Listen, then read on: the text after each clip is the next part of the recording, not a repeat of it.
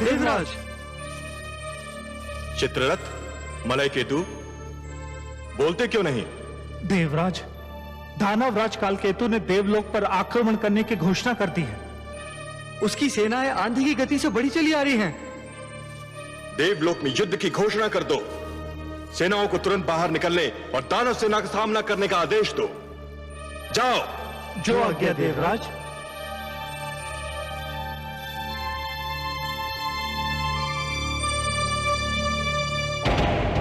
मेरे लिए ये युद्ध अपने दानव शिष्यों को दिए गए वचन को निभाने का अवसर है। मैंने अपने शिष्यों को वचन दिया था कि मैं दानव संस्कृति की रक्षा करूंगा और उसे विजयी बनाऊंगा। क्या इसके लिए युद्ध प्रथम और अंतिम मार्ग है?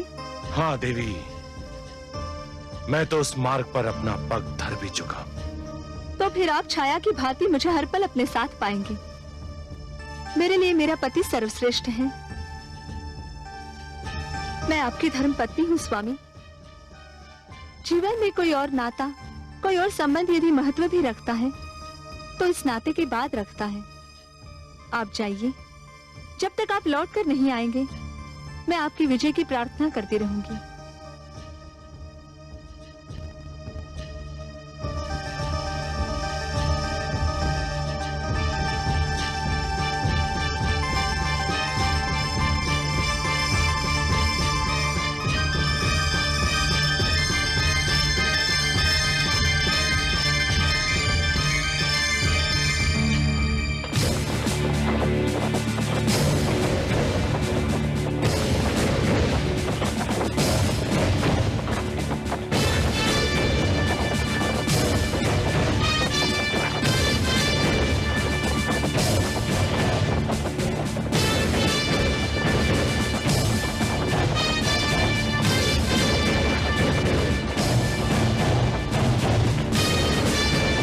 सारथी, रथ रोको।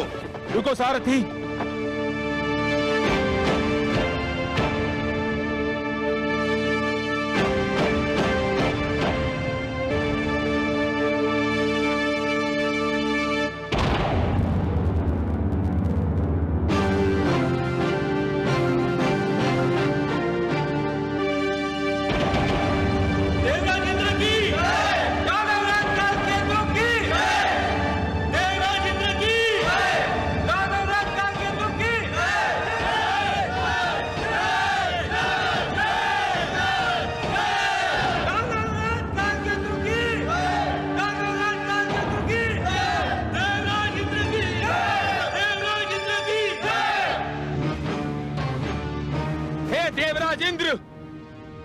तुम्हें बहुत घमंड है अपनी शक्ति पर।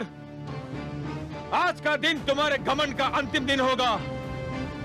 आज हम अपनी पराजय और अपने अपमान का प्रतिशोध लेने आए हैं।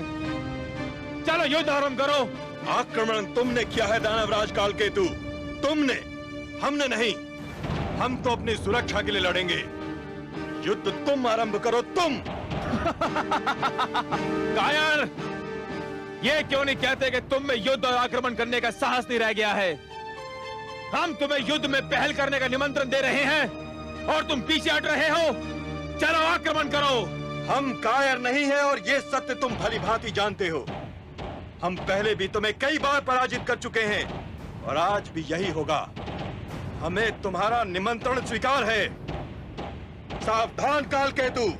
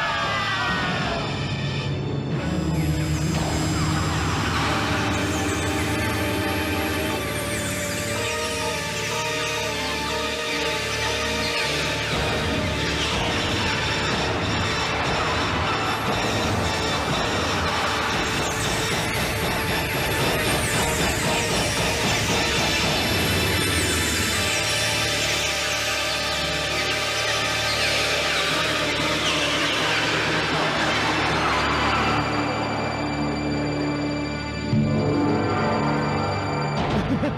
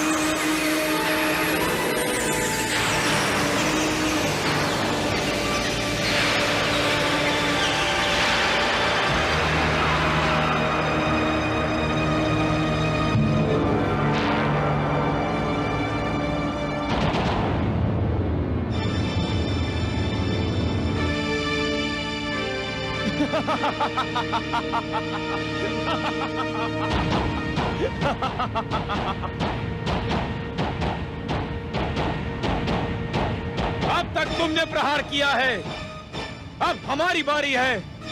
सावधान!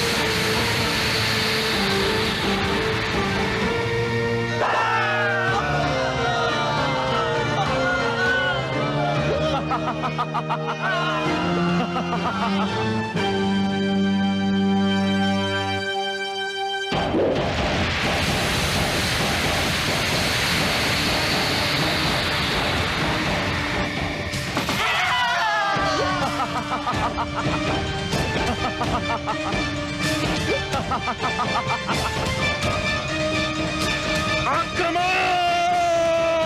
आक्रमण करो!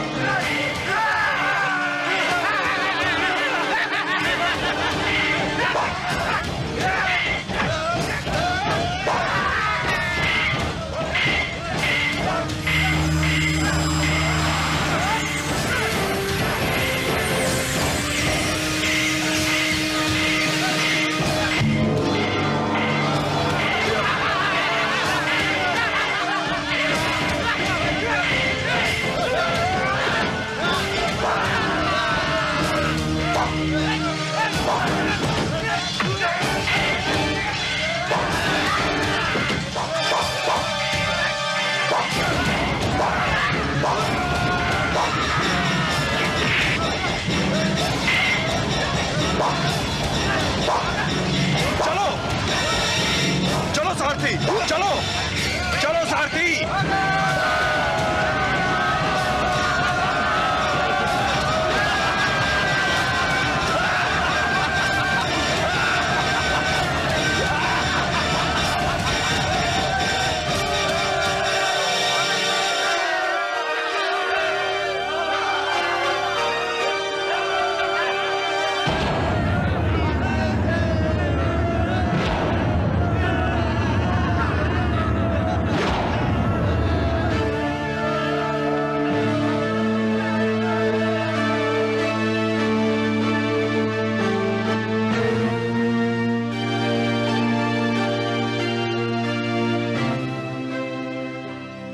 आपकी कृपा से हम जीत गए गुरुदेव।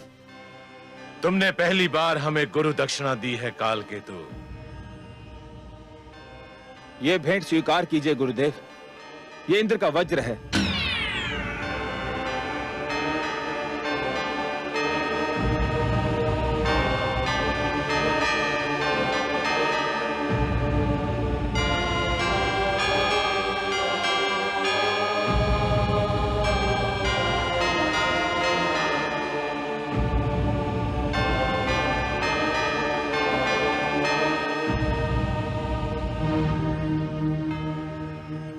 विजयश्री की बधाई हो स्वामी। हमारी विजय आपके पिता की पराजय भी तो है देवी। आपको अपने पिता की पराजय का दुख तो नहीं? मैं जिस संस्कृति में पली बड़ी हूँ स्वामी, उसकी रीति ये है कि जब कन्या किसी को अपना पति स्वीकार करती है तो उसके साथ साथ उसके दुख, सुख, हर शोक को भी अपने गले लगा लेती है। और जब किसी के गले में वरमाला डालती है तो उसी माला के साथ अपनी इच्छाओं, अभिलाषाओं को भी समर्पित कर देती है। फिर भी पिता की पराजय का दुख तो स्वाभाविक है देवी। मैं अब किसी पिता की पुत्री नहीं, अपने स्वामी की अर्धांगिनी हूँ। हमारी संस्कृति में पाणी ग्रहण केवल शारीरिक मिलन नहीं होता, आत्माओं का मिलन भी होता है। युद्ध में आपकी विजय मेरे लिए गर्व की बात है। मेरी ओर से देवताओं की सेना पर विजय की हार्दिक बधाई स्वीकार करें। विजय हमें केवल देव सेना पर नहीं मिली है देवी, हमने मृत्यु पर भी विजय पा ली है। अब दानव लोक के लिए मृत्यु का अंत हो चुका है। हे सर्वेश्वर, क्या वास्तव में मृत्यु का सदा के लिए अंत हो जाएगा? नहीं महादेवी, जीवन और मृत्यु तो एक दूसरे के लिए अनिवार्य है। यदि मृत्यु का अंत हो गया तो जीवन के सौंदर्य का भी अंत हो जाएगा। जीवन इसी कारण तो सुंदर और मूल्यवान लगता है देवी कि एक दिन उसका अंत होना है। यदि केवल दिन ही छाया रहे और रात्रि ना आए तो नेत्र जागते जागते और सूर्य अपना प्रकाश बांटते बांटते थक जाएं। यदि मृत्यु ना आए तो प्राणी कदाचित जीवन से ऊब जाए देवी। परंतु दैत्य गुरु शुक्राचार्य तो कह रहे हैं कि उन्होंने मृत्यु पर विजय पा ली है। हा? किसकी मृत्यु पर महादेवी? वो दानवों को पुनः जीवन अवश्य दे सकते हैं, परंतु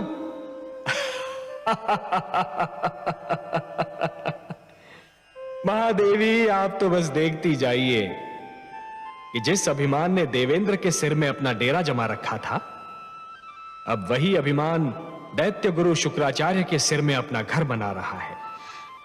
परंतु हे कमल नयन, अभी तो देवेंद्र बहुत उदास, बहुत दुखी और बहुत टूटे हुए दिख रहे हैं। हाँ महादेवी, हाँ, भूल का मूल्य तो चुकाना ही पड़ता है।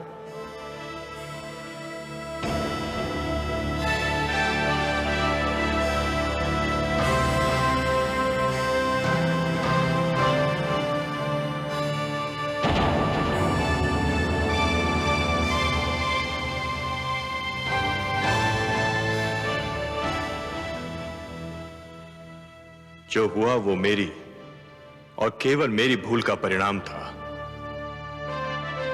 इस भूल में आप अकेले नहीं हैं देवेंद्र। हम सब ने भी तो अपने आप को जी भर के छला था।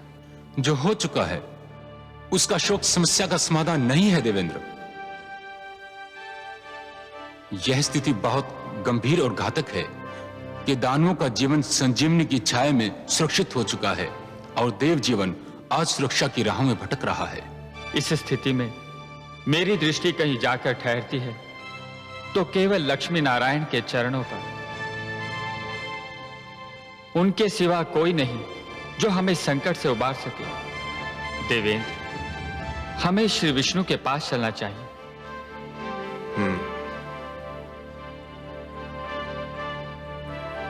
अब उनके अतिरिक्त और कौन आश्रय दे सकता है?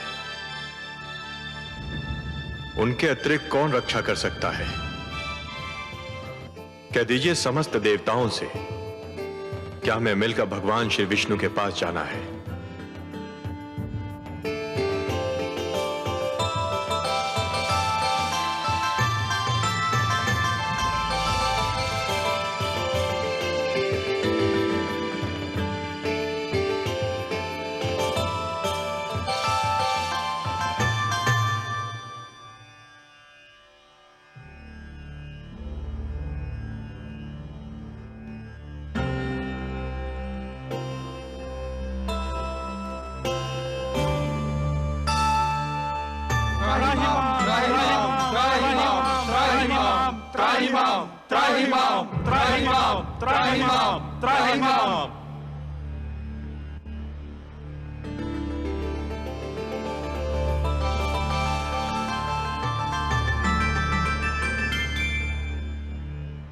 हे देवेश्वर, हम पराजित हुए। हमारी सेना के अगणित सेनानी वीर गति को प्राप्त हुए। हमारा सिर लज्जा से झुक गया। आपके अतिरिक्त और कोई नहीं जो हमारी रक्षा करे, हमारे दुख का निवारण करे। हे परमेश्वर, हमारी सहायता कीजिए। हे नारायण, दैत्य गुरु शुक्राचार्य ने भगवान शिव से संजीवनी मंत्र क्या प्राप्त किया? हमारे सिरों पर मृत्यु और पराजय का वज्र आ गिरा। हे लक्ष्मीपति, यदि दानव मरते हैं तो दैत्य गुरु उन्हें फिर से जीवित कर देते हैं, और जब देवता मरते हैं तो उनका सदा के लिए अंत हो जाता है। हे सर्वशक्तिमान, यही दशा रही तो देवता घटते जाएंगे, दानव बढ़ते जाएंगे, और एक दिन देवलोक पर दानवों का आधिपत्य हो जाएगा। देव संस्कृति गिर जाएगी तो मानव संस्कृति भी गिर जाएगी। जब हम संजीवनी मंत्र से सुरक्षित नहीं तो मानव तो और भी दुर्बल है। हमें संजीवनी मंत्र से बचाइए प्रभु, हमारी सहायता कीजिए। संजीवनी मंत्र का केवल एक उत्तर है, अमृत। अमृत? अमृत? अमृत वो है जो पीने वाले को अमर बना देता है। मृत्यु उसे छू नहीं सकती। परंतु हे लक्ष्मी नारायण, अमृत हमें कहां मिलेगा, कैसे मिलेगा? देवेंद्र, अमृत आपको समुद्र से मिलेगा, सागर का मंथन करने से मिलेगा। अमृत? परंतु हे जगदीश्वर, हमें तो अमृत के विषय में कुछ भी ज्ञान नहीं। हे देवराज, जिस प्रकार दूध के भीतर माखन छिपा तो होता है, परंतु वो मिलता तभी है जब दूध को मथा जाता है, उसी प्रकार समुद्र के भीतर अनेक पदार्थ छिपे हैं, अनमोल रत्न छिपे हैं। उन्हें केवल मंथन के द्वारा ही निकाला जा सकता है। अमृत उनमें सबसे अनमोल है।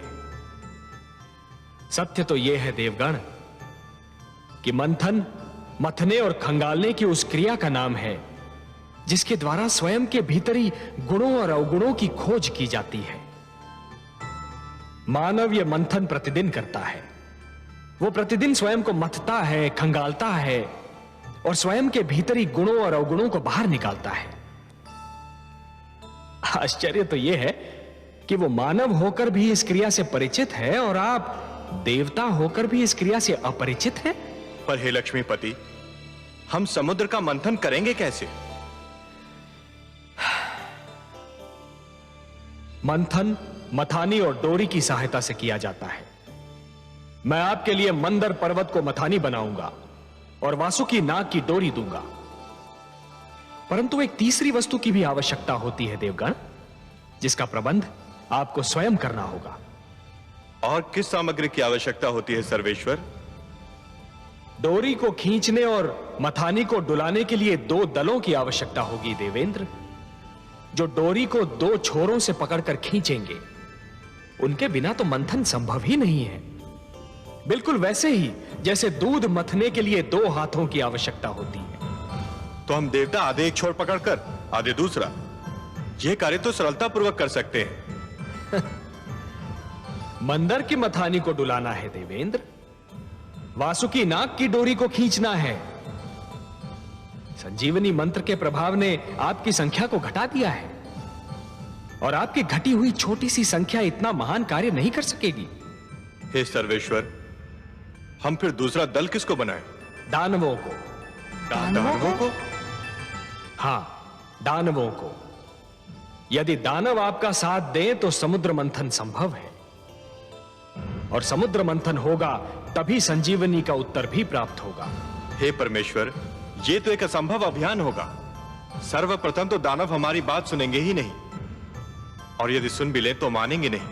हे कृपा निधान, दानवों को तो अमृत की आवश्यकता भी नहीं जिसके लिए वो हमसे सहयोग करें। उनके गुरु के पास तो संजीवनी मंत्र की शक्ति है, उन्हें तो यूं भी मृत्यु से मुक्ति मिल चुकी है। हे दीनदयाल, यदि दानव मान भी गए तो दैत्य गुरु शुक्राचार्य उन्हें कभी हमसे सहयोग की अनुमति नहीं देंगे। निस्संदेह नहीं देंगे, और यही तो आप सबके विवेक और बुद्धि की परीक्षा होगी देवगण। आपको दैत्य गुरु शुक्राचार्य को भी अपने तर्क से संतुष्ट करना होगा। पर हे देवेश्वर, उनके आगे हम क्या तर्क रखेंगे? देवेंद्र, आप दैत्य गुरु शुक्राचार्य को यह समझाएंगे कि संजीवनी मंत्र मृत्यु का मात्र क्षणिक उपचार है।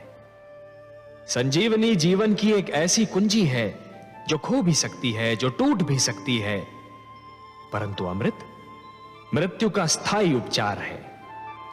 अमृत पान करने वाला मृत्यु पर सदा के लिए विजय प्राप्त कर लेता है। परंतु हे नारायण, इसका अर्थ तो यह हुआ कि हमें दानवों के पास सिर झुकाकर जाना होगा, उनसे सहयोग और सहायता की भिक्षा मांगनी होगी। क्या यह समस्त देवलोक का अपमान नहीं होगा? क्या अपमान में अब भी कोई कमी रह गई है देवराज? शब्दों के जाल में मत उलझिए देवेंद्र, शब्दों के जाल में मत उलझिए। आंधी आए तो आंखें फाड़कर पथ पर आगे बढ़ते रहना कोई बुद्धिमत्ता नहीं है। ऐसे में बुद्धिमत्ता तो वो है कि नेत्र मूंद कर बैठा जाए और आंधी के निकल जाने की प्रतीक्षा की जाए। शस्त्रधारी शत्रु से निहत्थे लड़ना यह कोई वीरता नहीं है देवगण, यह तो आत्महत्या है। ऐसे में वीरता तो यह है कि शत्रु को शांत रखा जाए, यदि आवश्यकता पड़े तो उसकी प्रशंसा भी की जाए और उससे लड़ने के लिए शक्ति जुटाई जाए। शत्रु से सहयोग और सहायता लेना भी रणनीति का अंश है देवेंद्र। एक प्रश्न अभी रह गया सर्वेश्वर। वो भी पूछ लीजिए। यदि दानवों ने सहयोग देने के लिए यह मांग की कि अमृत उन्हें भी दिया जाए, तब क्या होगा? संजीवनी के साथ अमृत भी उन्हें मिल गया तो उनकी शक्ति दुगनी हो जाएगी। असंभव, असंभव देवेंद्र, असंभव। समुद्र मंथन से अनेक पदार्थ निकलेंगे, अनेक सामग्रियां निकलेंगी, अनमोल रत्न निकलेंगे, उन सब का बंटवारा संभव है, परंतु अमृत पर केवल देवताओं का अधिकार होगा। उसकी एक बूंद पर भी दानवों का अधिकार नहीं होगा। अब यह कैसे होता है, यह देखना मेरा कार्य। यदि दानवों ने अमृत मांगा तो मैं स्वयं बीच में आऊंगा। हे त्रिलोकीनाथ, आप संकट नाशक हैं, तारनहार हैं, हमारे नायक हैं। आपने इस निराशा में आशा का दीप जला दिया। हमें अनुमति दीजिए जगदीश्वर। आपका और माता लक्ष्मी का आशीर्वाद हमारे साथ रहा तो हम अवश्य अपने अभियान में सफल होंगे। हम शीघ्र ही लौटकर दानवों का सहयोग मिलने का समाचार आपको सुनाएंगे। शुभस्य शीघ्रम।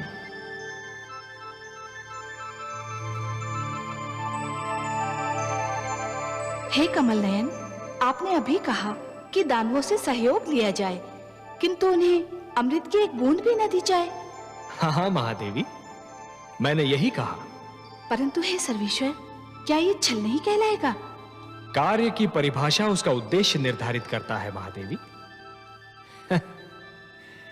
यदि उद्देश्य उत्तम हो तो उसे छल का नाम नहीं दिया जाता, उसे नीति का नाम दिया जाता है। देवताओं को भी नीति से कार्य लेना होगा। छल तो गुरु शुक्राचार्य कर रहे हैं महादेवी। उन्होंने भगवान शिव से कहा कि संजीवनी मंत्र उन्हें मानव कल्याण के लिए चाहिए, पर क्या वो मानव कल्याण कर रहे हैं?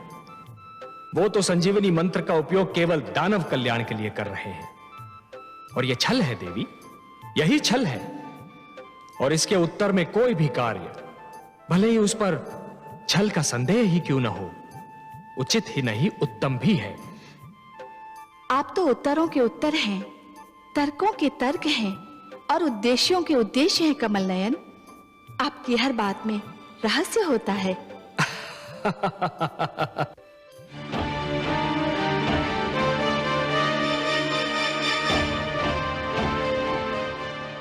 दानवराज की जय हो। देवलोक से देवराज इंद्र अपने सहयोगी देवताओं के साथ पधारे हैं और दानवराज की सेवा में उपस्थित होने की अनुमति चाहते हैं। पराजय विजय से मिलने आई है महाराज, बधाई हो। सावधान कालकेतु, उनके आने में अवश्य ही कोई रहस्य है। देवराज और उनके साथी देवताओं को सम्मान सहित सभागार में लाया जाए। जो आज्ञा दानवराज।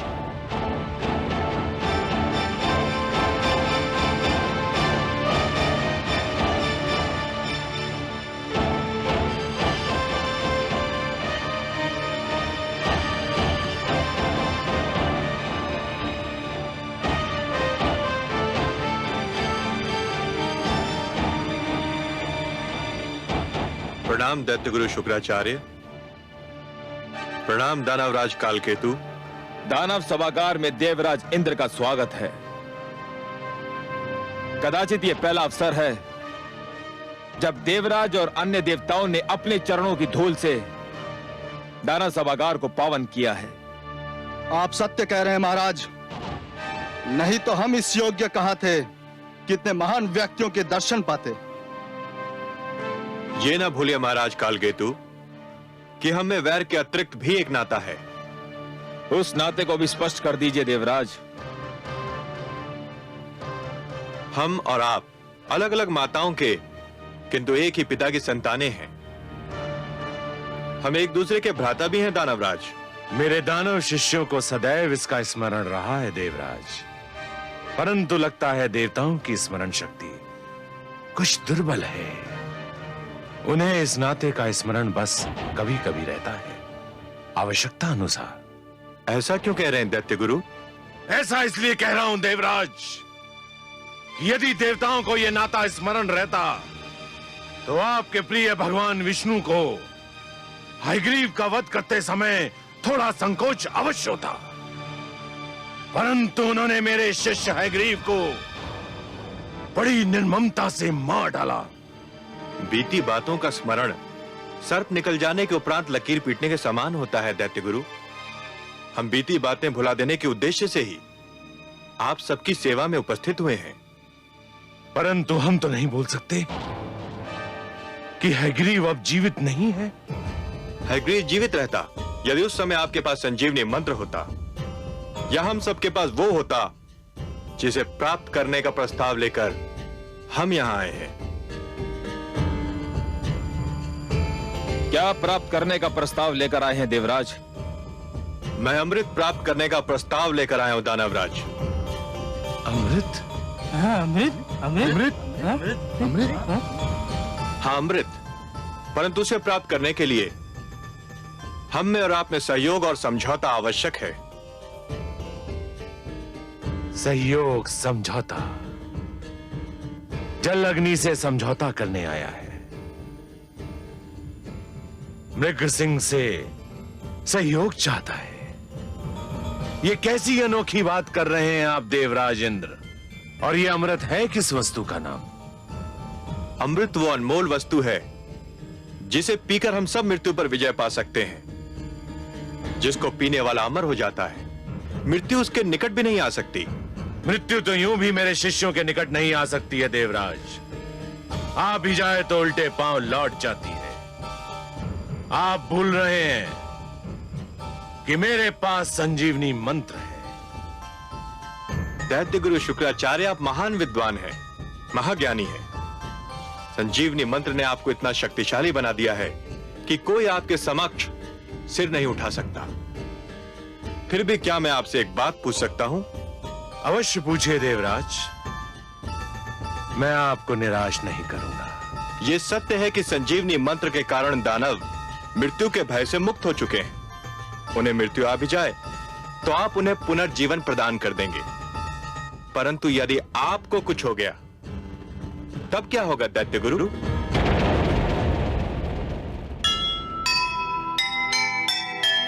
जीवन सागर का सदा मंथन है अनिवार्य, सफल वही संसार में करे कठिन जो कार्य।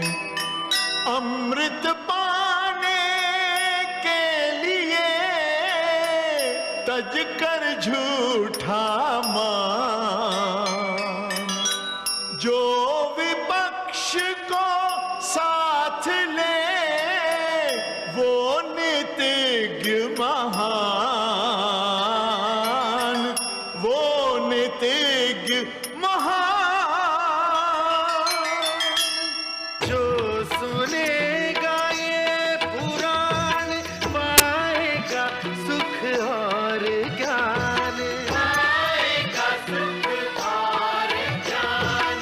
कर्म को ही धर्म जान, प्रेम की तू छेड़तान, प्रेम की तू छेड़तान। बीते युग बता रहे हैं, बीते युग बता रहे हैं, सत्य पथ पे चल सुजान।